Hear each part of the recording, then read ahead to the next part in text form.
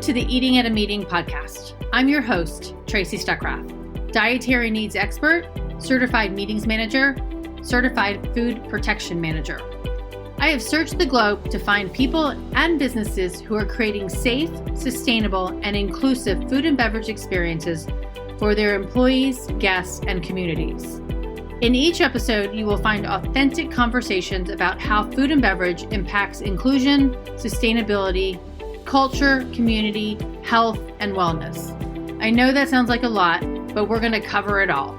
Are you ready to feed engagement, nourish inclusion, and bolster your bottom line? If so, let's go. Today, we're going to focus on talking about, it is Veganuary month, so promoting veganism. And my guest today, she and her organization, the Better Food Foundation, really focus on putting vegetables and fruits forward and making sure that that's what we're thinking about first. So Lee Cascada is the campaigns director for the Better Food Foundation, and where she works to make institutional food menus more inclusive and sustainable through an innovative strategy called DefaultVeg. And I love that concept. She has over a decade of experience in environmental and food advocacy and has helped major brands like Starbucks and Nestle introduce plant-based options into their menus. She's a master's degree in environmental policy from Johns Hopkins University up in Baltimore, where I used to live. So welcome, Lee. Thank you so much. So glad to be here. I am so glad that I found you, and I don't even remember how I Googled it and found you, but I'm so glad I did. So tell the listeners, what is the Better Food Foundation and what's your mission? The Better Food Foundation is a national nonprofit organization that is working for a more sustainable, just, and equitable food system.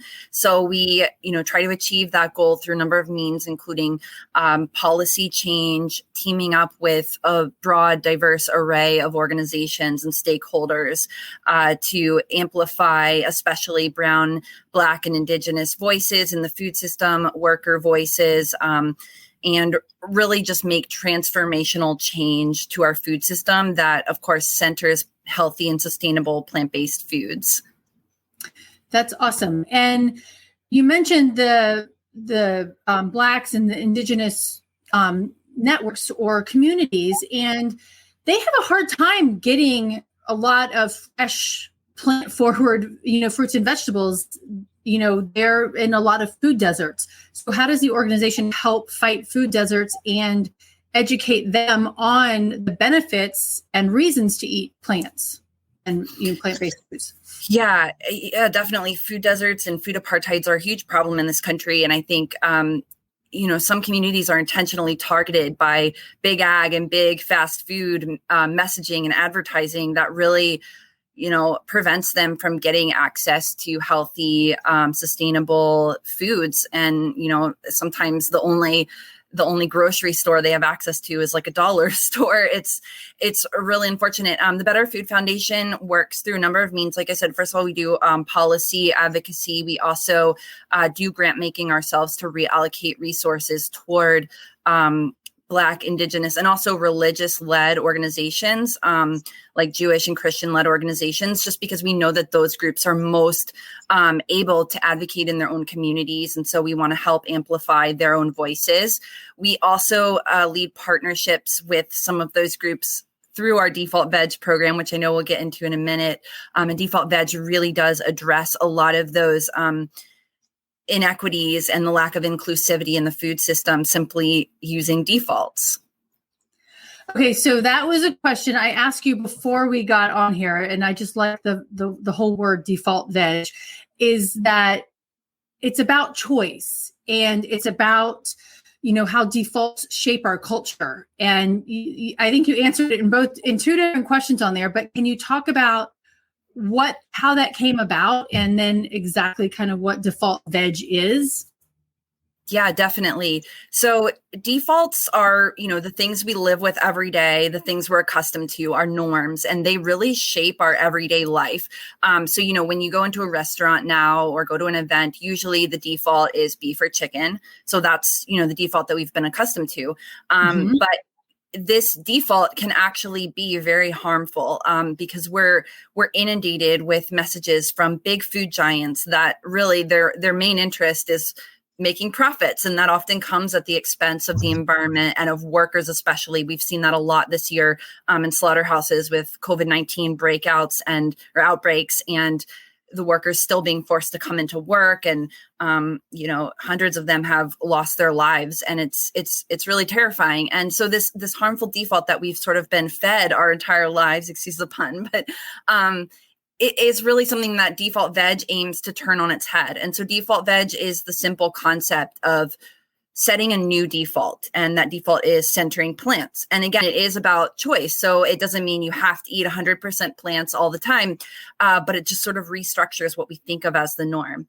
And these defaults are incredibly impactful and powerful. Like when you think about in some countries like the US, where you're registering to become an organ donor, you by default are not registered when you get your driver's license. At least when I here in Virginia, where I live, you get your driver's license and it asks you to check a box if you want to become an organ donor. So the default is not an organ donor, and the actual people who sign up and check the non-default, like go the other way, it's very small. But in other countries in Europe where you're automatically made an organ donor and you have to check a box to opt out, it's sort of this behavioral nudge kind of comes into play where people just want to pick the default because it's the most comfortable thing. It's the thing they're used to.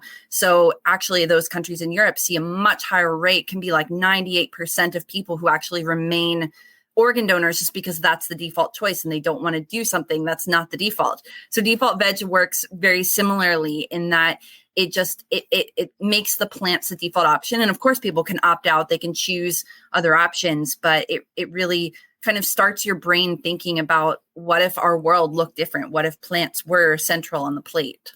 Well, that's interesting. It reminds me of a couple of things, but Chef Murray Hall in Toronto, and helping incorporate more plant-forward, plant-based menus, he actually is defaulting to a vegan vegetarian dish and then making the add-on or the accompaniment the meat, or whether it's a protein, vegan protein, or whether it's the chicken or the beef or the fish.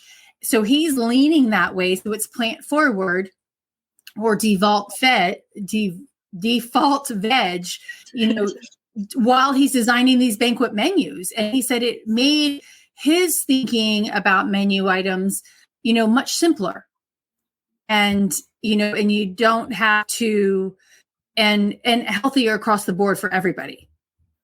Yeah, definitely. And that's a really, I think, great example of DefaultVeg in action. And it's a really flexible strategy. On one hand, it's a big overarching concept that we can put into play in our daily lives and in our communities. And on the other hand, it's a very flexible strategy that institutions and event planners and basically anyone can use for any setting. And it works. It works in so many different ways. Like you can be at an institution like a dining hall and put the stations, the build your own taco stations or whatever. You can put the plant-based options like the tofu or the vegan chorizo at the front, and then the beef or chicken at the back. So it's just about making subtle shifts in the placement that really push people's eyes toward the plant-based options without making them feel like they've been deprived of anything. And really that can amount to about, we've seen with case studies, about an 80% or so on average shift toward the plant-based option. So that it really helps people's arteries and their heart health. It can help be preventative against diseases like cancer and diabetes. And it's also just really a lot more inclusive because 30 to 50 million Americans are suffering from lactose intolerance, for example. So offering the plant-based options first, it makes it a lot easier for people who do have dairy allergies or lactose intolerance to find their option really quickly and pick it. And that condition is really prevalent in like the African American community, Hispanic Americans, Jewish Americans. Anywhere from like 60 to 80% of people in those communities suffer from lactose intolerance. So just, at a coffee bar, putting the plant-based milk out as the default instead of the regular milk can really go a long way toward helping solve some of those issues. Well, then that reminds me of putting that out. There was a couple of buffets that I've seen. This is probably 2019. We're just going to scrap to 2020. And, they had the milk, they had the almond milk in one canister and the regular milk in another canister, but the only label for them was the card in front of them. The canisters looked exactly the same. Mm-hmm. So if you and I went up to the coffee bar to pick those up and we just put them back down, who knows which one is which? And like you said, that almond milk could actually be, harmful to somebody who has a nut allergy or whatever. So I love having those out there, but we also have to think about a different way of labeling them, making sure the canisters are different, pointing it out, or the label is on the canister, not on the buffet table. That's just a whole nother side thing there. But in my Every Meal Matters course this week, we're talking about the needs, the wants, and the request. And I was mentioning with vegan and vegetarian is that we do need to start with the vegan, first and foremost. And then even, like you said, make the cheeses as that add-on that people can put onto that to make it safer as well as potentially healthier for some individuals. Yeah. And that's a really good example too, like just adding on the cheese. So it's not default in the dish. And we've also seen, restaurants like Just Salad. That's a really cool example where they have changed one of their chicken bowls recently so that now the vegan chicken is the default, and then you have to opt in to get the meat-based chicken. And you can do the same thing with cheese or dairy products too, where they don't just automatically come on, but people who want them can add them on. Okay, so yesterday I saw some article about some guy that complained. He went into a restaurant and didn't see the big sign out front that says plant-based, or it doesn't say vegan anywhere, it just says plant-based, and the menu items are there. And he wrote a review on the restaurant website because he was mad. He gobbled up all of his appetizers, and then when his burger came out, it was plant-based burger. And he got mad, and he paid and left and said it was an emergency. And he went to McDonald's and bought a real burger. But the manager replied back going, I'm not sure how you could know that everything in our restaurant was plant-based, because it pretty much says it everywhere. But the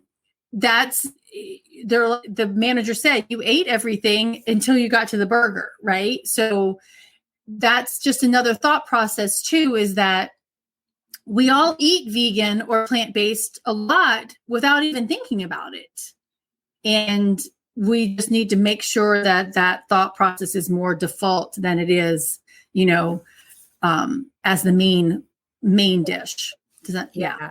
That story is really insane. I've never heard about that happening, but that's nuts. And there's some really creative menu tricks that our DefaultVeg consultants can help restaurants and event planners with to help them kind of guide how they display the menus. And, we don't need to put, like you said, it doesn't have to say vegan, but like if you're centering something, it might be like light, crispy green bean, whatever, it doesn't have to be like vegan green beans, because that doesn't sound as exciting.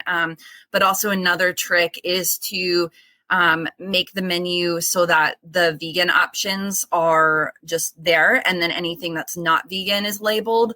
And so people would clearly know just by seeing like, oh, this dish is not vegan, but it does put the vegan ones up front and center.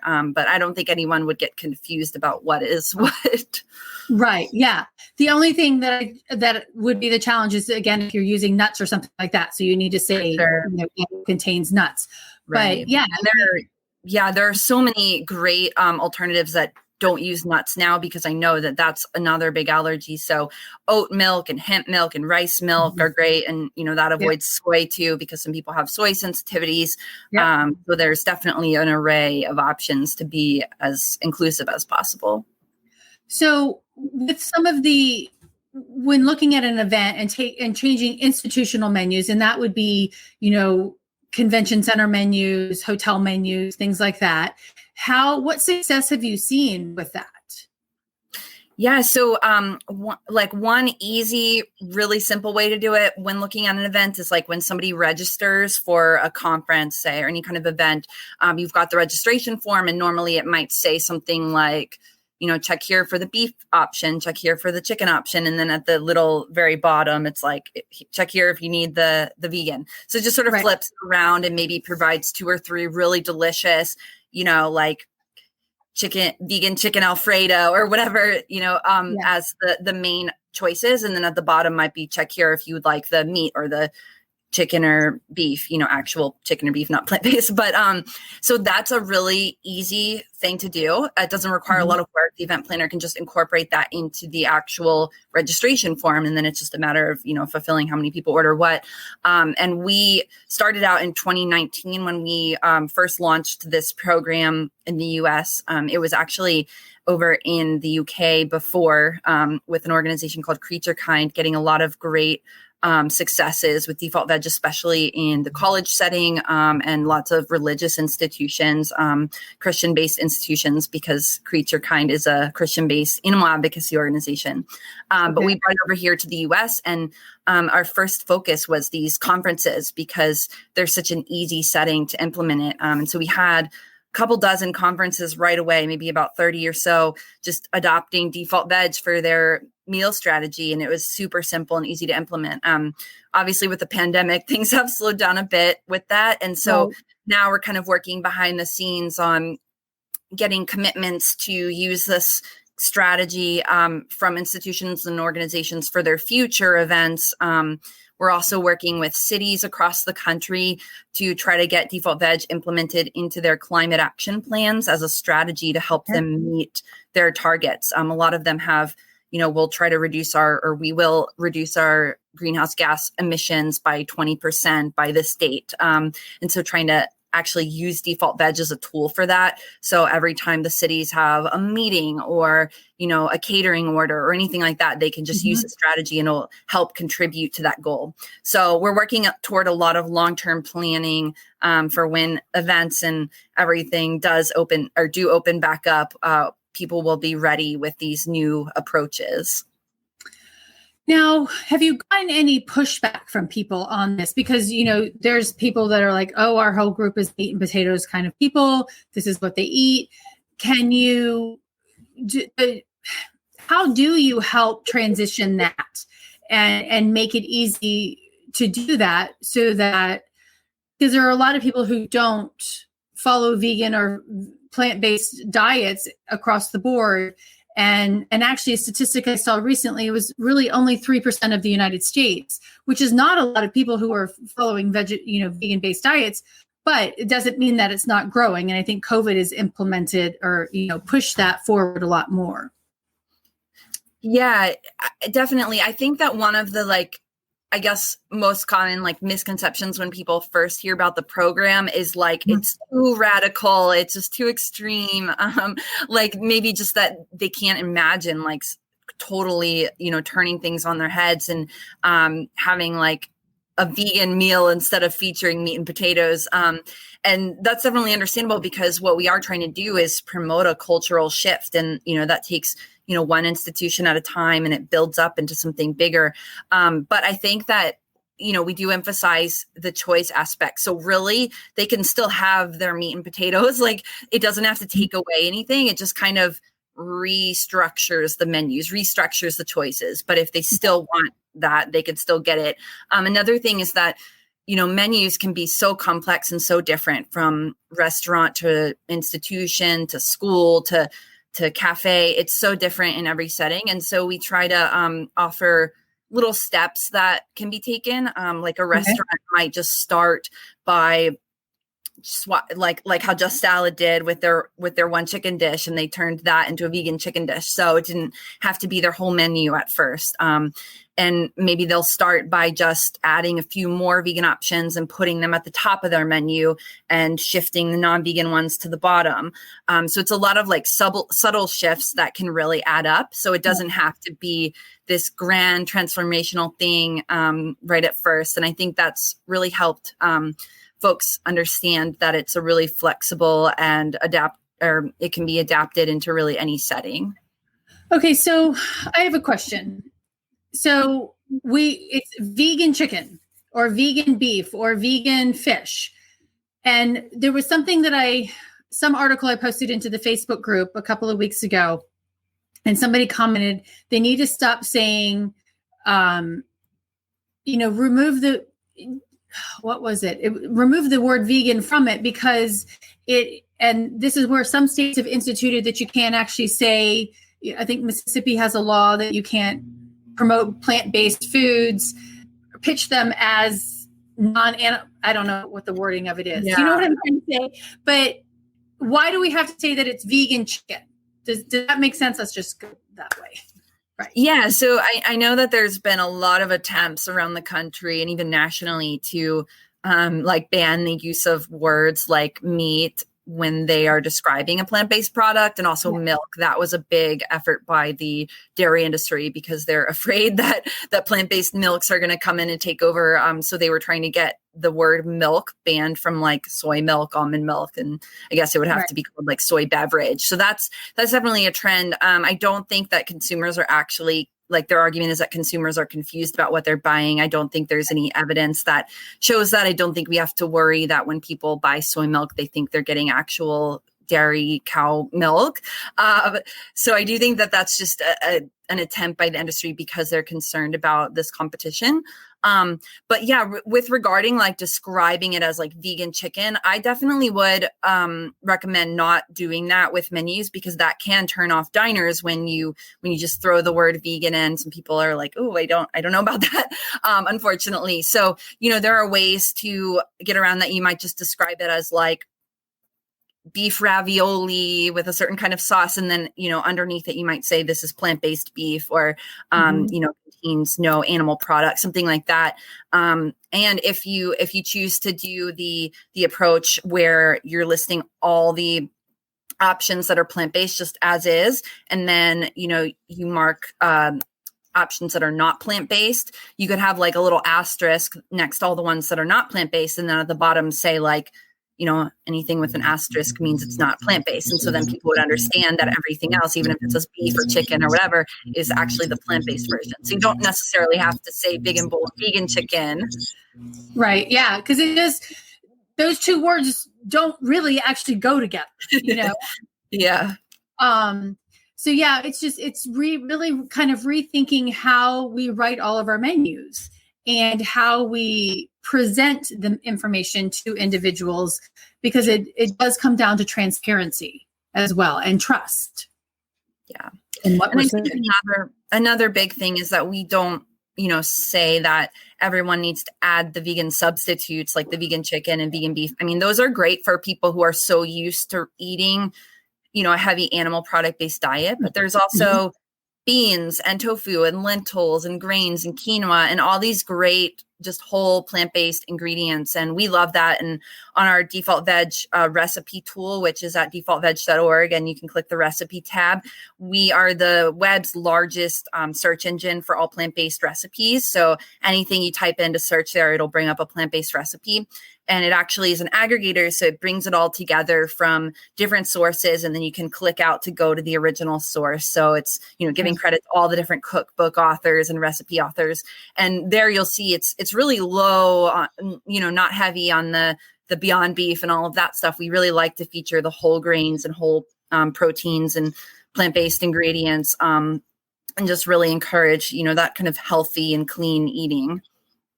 Yeah, because that's one of the other challenges, because there's a bunch of different conferences out there that, they have vegan options, and I'm not discounting prepackaged food because we do live in a world of convenience. Sure. But using whole food plant-based is so much healthier, but it does take some effort. And that's where, going back to originally, with the Black and the Indigenous and religious-based communities, a lot of them don't have the tools or the knowledge of how to use real food, to make that. And when we're pushing that, that's another level of education that we need to provide besides just eating whole food plant-based. Yeah. And I think that's definitely where our partnerships come in, like with the Black Vegetarian Society of Maryland, the Afro Vegan Society, other organizations like that, where they can really help tailor, like we can work with them to create recipe collections for their audiences. They can conduct, cooking demonstrations and work one-on-one with restaurants to help them adapt their menus. And so that's a really great way for people who are in, the African-American community and have that kind of knowledge and understand what foods people are seeking and, where, the lack of access might be, that they can actually come in and help provide those insights and tips and information. There was a really good article that I found yesterday, and I haven't finished reading it, in Eater, on eater.com, about the Afro-vegan movement and actually how it's been around for a long time. But, the writer was saying, her family was like, how can you not eat, the stuff that we're used to eating? But she said, going back into history, it's been really prevalent, actually. It just, lack of access to that food is one of the biggest challenges.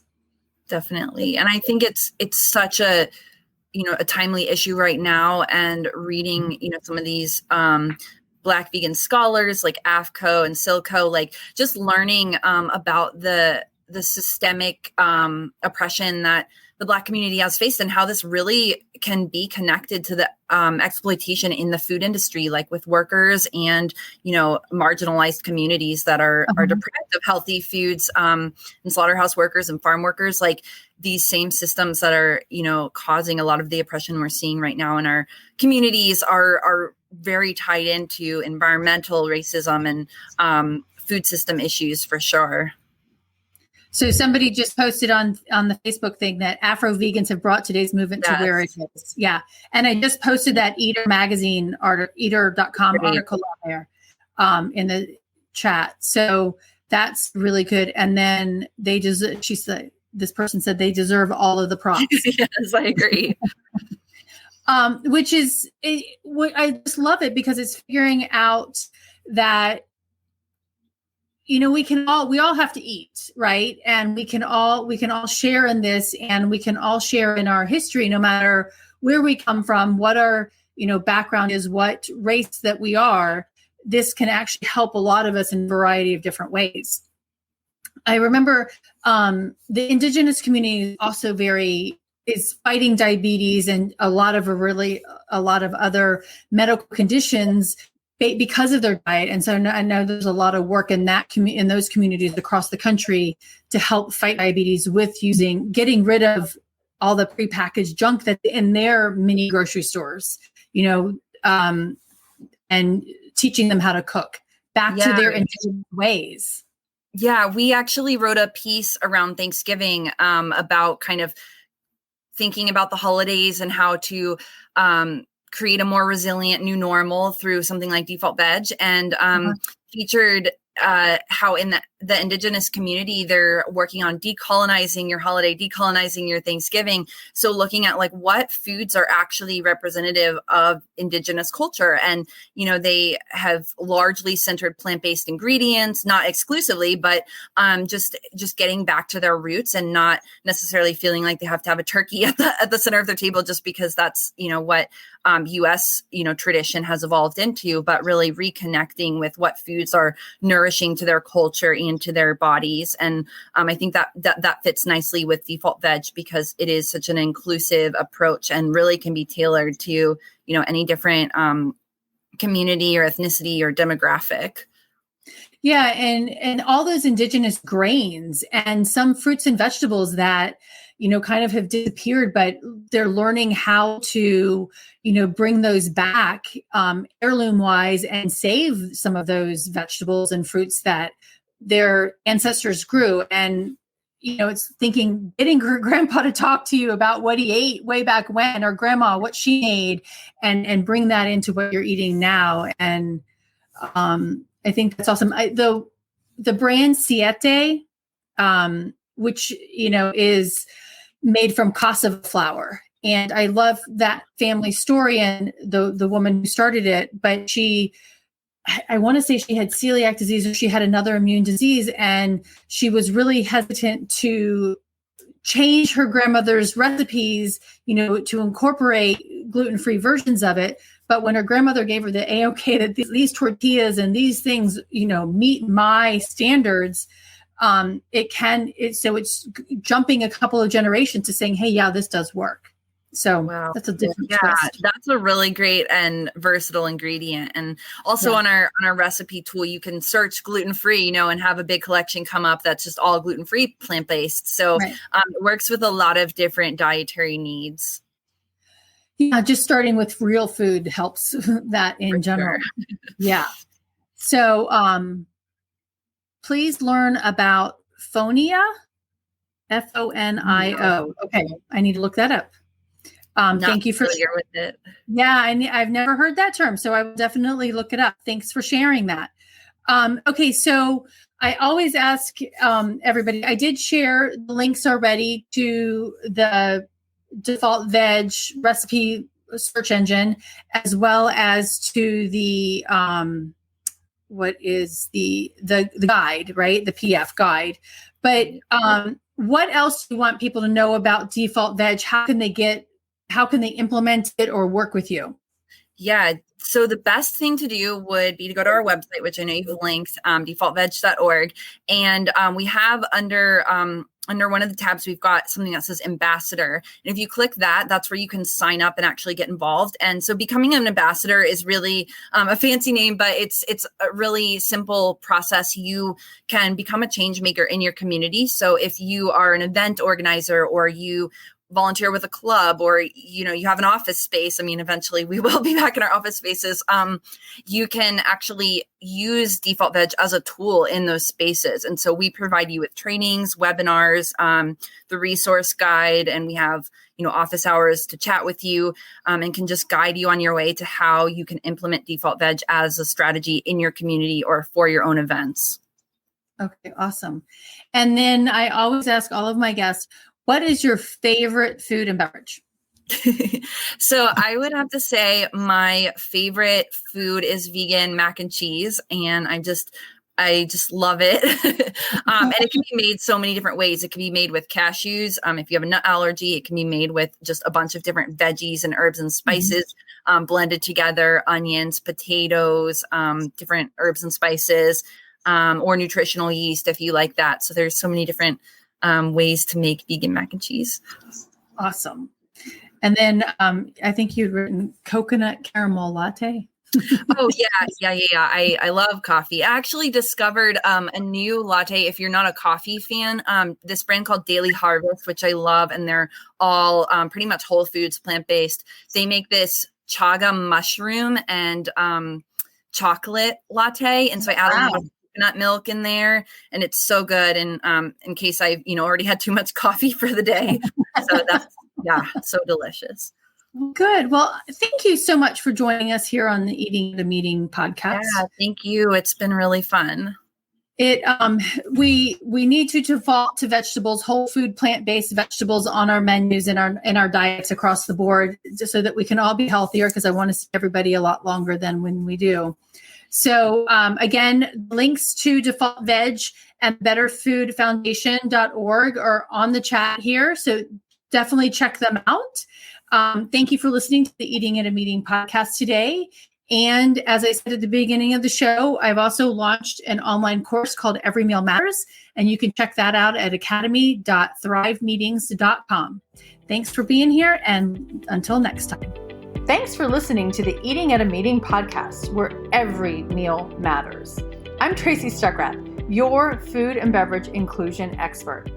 Call me and let's get started right now on creating safe and inclusive food and beverage experiences for your customers, your employees, and your communities. Share the podcast with your friends and colleagues at our Eating at a Meeting Facebook page and on all podcast platforms. To learn more about me and receive valuable information, go to tracystuckrath.com. And if you'd like more information on how to feed engagement, nourish inclusion, and bolster your bottom line, then visit eatingatameeting.com.